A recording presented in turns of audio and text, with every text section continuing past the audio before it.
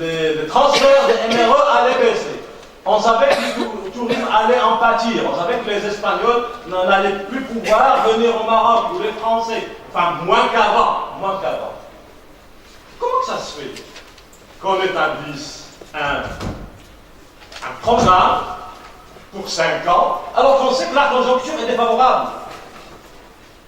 Donc, c'est ou bien un manque de clairvoyance, ou bien c'est l'absence d'économistes dans cette partie. Alors que l'économie marocaine est censée être tournée vers l'extérieur, exporter davantage, l'investissement étranger est censé donc développer, l'investissement étranger, il cherche le profit. Il ne cherche pas le développement du pays où il arrive. Il cherche le profit. Vous baissez le taux de l'IS, ça ne change pas grand-chose. S'il y a un marché, il viendra. S'il y a une main-d'œuvre qualifiée, il viendra. S'il y a des infrastructures modernes, il viendra. S'il y a un tissu industriel développé, il viendra. Donc il ne va pas développer ce tissu industriel, puisque son exigence, c'est d'abord d'avoir un tissu industriel qui est déjà là, pour en profiter, pour minimiser les coûts. Et donc, de ce point de vue-là, moi j'estime qu'il faut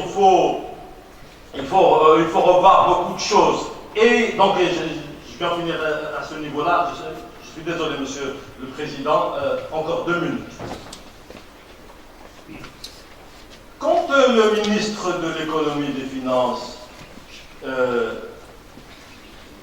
insiste sur le fait ou martèle qu'il faut baisser l'IS, il dit que, regardez, on le fait aussi aux États-Unis, on le fait en Europe, mais il n'a pas parlé de l'Asie. Il n'a pas parlé de ce qui se fait dans d'autres pays, en Amérique latine. En Équateur, on ne fait pas ça. En Équateur, ils ont eu un tremblement de terre. Un tremblement de terre. En 2013. Ils ont eu une baisse, une chute très forte des prix du pétrole. Ils exportent. Donc du pétrole et des matières premières de manière générale. Mais le taux de pauvreté n'a pas augmenté. Parce qu'ils ont fait payer les riches. Ça, c'est pas moi qui le dis, c'est le président Correa qui l'a dit dernièrement dans une conférence à Marseille. Le président Correa a gouverné pendant 2 législatures. Comme quoi, donc, c'est pas vrai qu'il n'y a que l'option néolibérale. C'est pas vrai. C'est pas vrai qu'il n'y a pas d'alternative. Comment ont fait les pays asiatiques? Ils n'ont pas appliqué les préceptes néolibéraux, à savoir privatisation, libéralisation, austérité budgétaire. C'est ça, c'est la trilogie du néolibéralisme.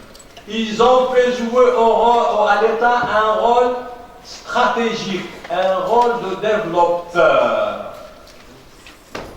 Donc ce dont on a besoin, comme je dis, c'est un État démocratique, parce qu'on n'a pas encore de démocratie au Maroc.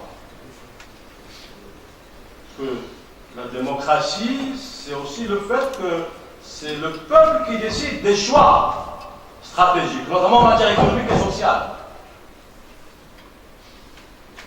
La décision économique stratégique est centralisée au niveau du palais. On a besoin d'un État développeur, donc d'un État non pas qui se retire, comme le veut le néolibéralisme, mais qui intervient directement dans l'économie. C'est ce qu'a fait la Corée du Sud, c'est ce qu'a fait le Brésil, c'est ce qu'a fait l'Équateur dans les années 2000. Je ne parle pas du siècle passé, où les pays asiatiques ont réussi à émerger grâce au rôle développeur de l'État et aux interactions avec un secteur privé productif. Je ne suis pas contre le secteur privé. On a besoin d'un secteur privé, mais on a besoin d'un secteur privé qui ne soit pas rentier.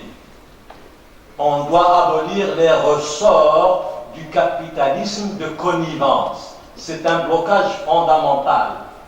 comme quoi les rapports de propriété constituent un blocage d'IRIMA pour le développement des forces productives au Maroc. Je vous remercie.